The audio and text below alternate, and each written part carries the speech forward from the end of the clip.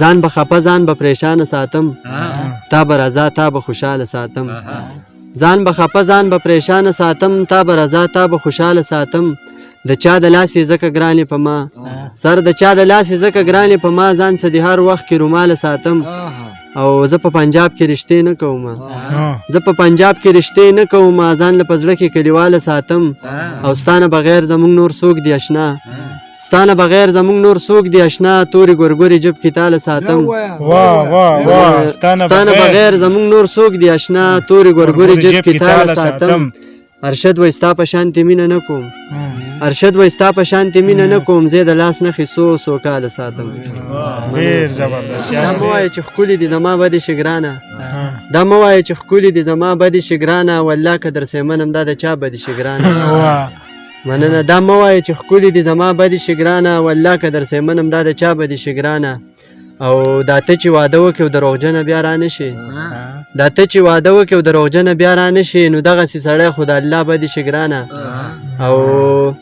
دا څوک زمونږ په منځ کې شرارت کوي لګیا دي سر تاسو ته ډالۍ دی چې دا څوک زمونږ په منځ کې شرارت کوي لګیا دی دا زه چې نن دا ستا او ته زما بدې شي ګرانه دا څوک زمونږ په منځ کې شرارت کوي لګیا دي دا زه چې نن دا ستا او ته زما بدې شي ګرانه د ها په شان صفا خبره کوم نو یارانو د ها په شان صفا خبره کوم نو یارانو زما په شان سړی خو د هر چا بدې شي ګرانه او اذان او نکاح څه چې جنازې درله هم وکړي اذان او نکاح څه چې جنازې درله هم وکړي بیا هسې یا بس وی چې مې ملا بدې شي ګرانه مننه اذان او نکاح څه چې جنازې درله هم وکړي بیا هسې یا بس وی چې مې ملا بدې شي ګرانه او د مینې او د وفا ډکې خبرې پکې وکړي د مینې د وفا ډکې خبرې پکې وکړي ارشده ستا شعرونه به د چا بدې شي ګرانه مننه یو غزل زما په سترګو کې چې یار کله نظر راکاږي زما په سترګو کې چې یار کله نظر راکاږي ما ته ښکارېږي چې چاړه مې په ځیګر راکاږي او خفه به نه یم یارانو زه په داسې وخت کې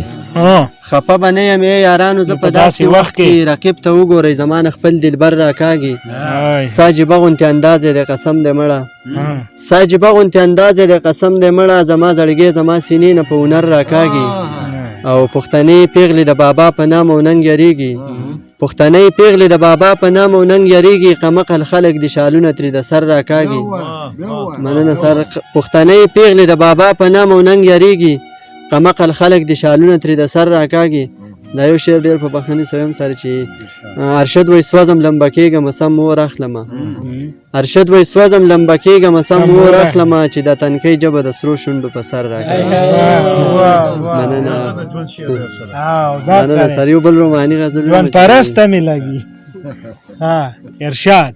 ما ورته قصې د تنهایۍ وکړې ولاړه ما ورته قصې د تنهایۍ وکړې ولاړه هغې راته وړې وړې سلګۍ وکړې ولاړه او دا ما خو داسې نه ویل چې زه به مسافر شم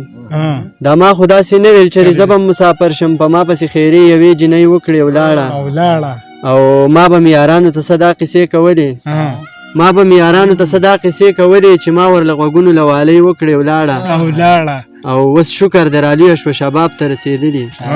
اوس شکر در علیه شوه شباب ته رسېدلي خان تا لرې ډېرې مزدورۍ وکړې ولاړه او صفا خبره مه کوه که نه دا به دې حلي صفا خبره مه کوه که نه دا به دې حلي اپې صفا خبره په نرۍ وکړه نو لاړه صفا خبره مه کوه که نه دا به دې حلي اپې صفا خبره په نرۍ وکړه نو لاړه او ویلزال لا دې مل شه بچیا بیا څه پته لګي ویلزال لا دې مل شه بچیا بیا څه پته لګي دعا راته په ژوند خپلې ابۍ وکړه نو لاړه او په ترخ کې منګی او په خندا خندا یې وویل په ترخ کې منګی او په خندا خندا یې وویل